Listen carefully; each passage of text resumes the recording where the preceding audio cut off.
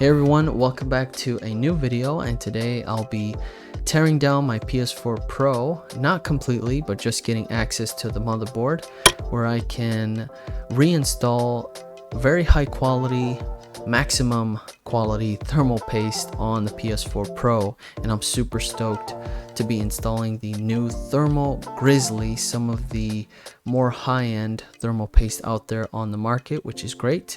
I'll have a link in the description down below if you're interested in updating or going through your PS4 Pro and reinstalling some thermal paste. I highly recommend Thermal Grizzly. It's some of the best stuff out there.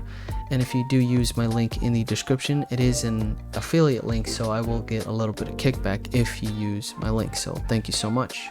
But yeah, I decided to go through the process of reinstalling some thermal paste on this PS4 Pro, which I purchased over the weekend. I purchased a total of $400, and the user really never played on it. He played a few games, but just had it sitting there for a couple years, which luckily was sitting on 9.00 firmware, which is great. And that's the sole reason why I purchased the PS4 Pro in the first place, to make some new content here on the channel and get into the PS4 homebrew scene. Super exciting. And I really wanted to get in there, clean it up, and there wasn't too much dust. I was very surprised that there wasn't a whole lot going on in there. And surprisingly, the PS4 Pro is extremely easy to take apart. I thought that this was an easy teardown.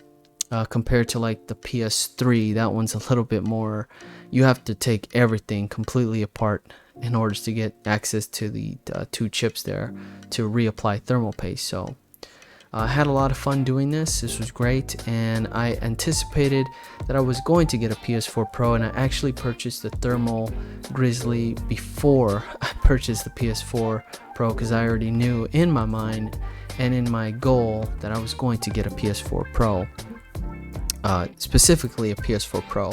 I didn't want to go with a PS4 Slim or an original PS4, even though those have a much higher chance of getting a lower firmware, but I wanted to up it up a little bit, and I wanted to make sure that if I'm going to invest in another PS4, it's going to be the more updated version, right? The Pro version. So very excited that I got this going on, and I'm very excited to see how quiet the PS4 is going to stay.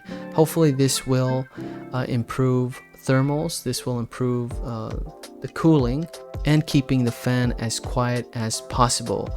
So there's going to be a lot of guides that I'm going to be doing on the PS4, and this video is not necessarily a guide on how to tear it apart, but I'm just having fun here and just kind of doing a little voiceover over the teardown that I'm doing. And yeah, a lot of videos that are going to be coming out, a lot of homebrew videos, how to install here and there, and obviously the jailbreak video.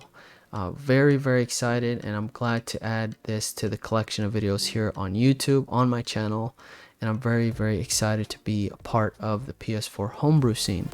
So I hope you enjoy the rest of this video. If you guys have any questions whatsoever, please comment down below, and I'll try to get back to you as soon as possible. And if you enjoyed this video, please give it a thumbs up. It really helps me out a lot. And if you haven't already subscribed, please subscribe to the channel and hit that notification bell so you don't miss a video in the future. Thank you so much for watching, guys. Take care, and I'll see you on the next one.